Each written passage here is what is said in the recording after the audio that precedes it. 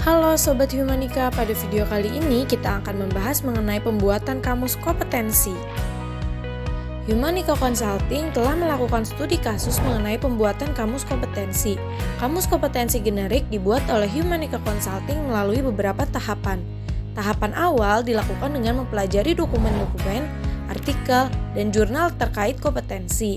Kamus kompetensi beberapa perusahaan klien juga dipelajari. Di antara klien tersebut berasal dari berbagai industri, yaitu perbankan, telekomunikasi dan IT, outsourcing, manufaktur, konstruksi dan infrastruktur, media, dan industri lainnya. Selain itu, kamus kompetensi dari universitas internasional dan lembaga konsultasi internasional juga dipelajari satu persatu. Hal ini dilakukan untuk melihat kompetensi-kompetensi yang dipakai dan ditulis di dalam kamus-kamus kompetensi yang telah ada. Tahap selanjutnya yaitu mengelompokkan kompetensi yang harus dimiliki sebagai kompetensi inti perusahaan. Isu dan tantangan perusahaan dipelajari untuk mengkategorisasikan kompetensi yang harus dimiliki semua karyawan agar dapat mendukung perusahaan mengatasi isu dan tantangan. Setelah itu dilakukan kategorisasi kompetensi manajerial. Setelah dilakukan pengelompokan kompetensi menjadi kompetensi inti dan kompetensi manajerial, dilakukan penulisan detail setiap kompetensi dalam definisi kompetensi. Definisi kompetensi kemudian dijabarkan melalui perilaku kunci. Perilaku kunci merupakan perilaku-perilaku yang menggambarkan kompetensi tersebut. Selain itu, dijelaskan tentang penilaian kompetensi tersebut dalam penilaian atau rating individu. Pembahasan tiap kompetensi merujuk pada artikel-artikel jurnal internasional untuk mengetahui detail kompetensi tersebut. Pendekatan yang dilakukan dalam penulisan kompetensi adalah pendekatan top-down. Kompetensi didefinisikan secara umum kemudian diturunkan menjadi perilaku-perilaku spesifik yang menggambarkan kompetensi tersebut.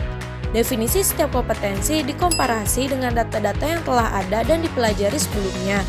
Definisi kompetensi juga disintesiskan dengan artikel jurnal yang membahas kompetensi terkait. Perilaku kunci diturunkan berdasarkan definisi kompetensi yang telah dituliskan. Cara penilaian dilakukan dengan metode rating. Perilaku yang ditampilkan dibagi total perilaku kunci yang ada dan dituliskan dengan format presentase.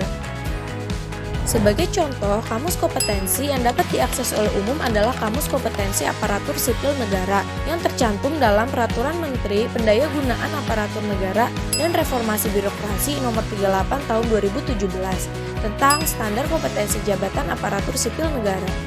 Terdapat dua kamus kompetensi dalam peraturan tersebut, yaitu Kamus Kompetensi Manajerial dan Kamus Kompetensi Sosiokultural. Salah satu kompetensi yang tertulis dalam Kamus Kompetensi Manajerial dalam peraturan tersebut adalah kompetensi integritas. Kompetensi integritas didefinisikan sebagai konsisten berperilaku selaras dengan nilai, norma, dan atau etika organisasi, dan jujur dalam hubungan dengan manajemen, rekan kerja, bawahan langsung, dan pemangku kepentingan, mencipta kebudayaan etika tinggi, bertanggung jawab atas tindakan atau keputusan beserta resiko yang menyertainya. Kompetensi ini memiliki 5 level penilaian. Pada masing-masing level terdapat indikator perilaku yang menggambarkan kompetensi yang dimiliki oleh ASN di masing-masing level. Selain itu, di dalam peraturan tersebut juga terdapat petunjuk penyusunan kamus kompetensi teknis untuk kementerian dan lembaga negara. Pengelolaan sumber daya manusia perlu menjadi perhatian bagi perusahaan agar sumber daya manusia dapat mendukung perusahaan mencapai tujuan bisnis dan mengatasi tantangan dalam proses bisnis. Penelitian Sari Haryanti, Yusuf Rizal, dan Enya mengungkapkan bahwa kompetensi memiliki pengaruh terhadap kinerja karyawan. Hal ini menggambarkan bahwa kompetensi mempengaruhi kualitas talenta sumber daya manusia dan pencapaian kinerja.